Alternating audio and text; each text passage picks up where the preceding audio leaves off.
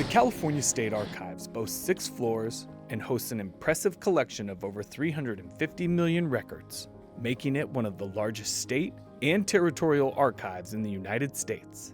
Notably, we have a remarkable artifacts vault area that houses exceptional items. Recently, our collections management unit uncovered a sealed painting, an oil portrait of former Secretary of State March Fong Eu.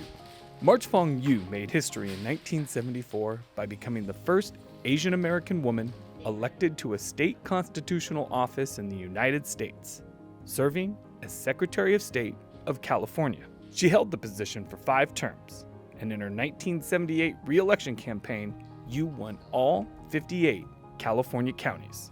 In her 20-year tenure, Eu transformed the office of the California Secretary of State.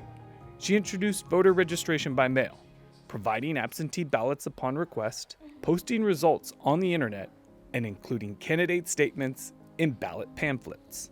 In 1976, she also served as the first woman governor of California, acting in Governor Jerry Brown's absence.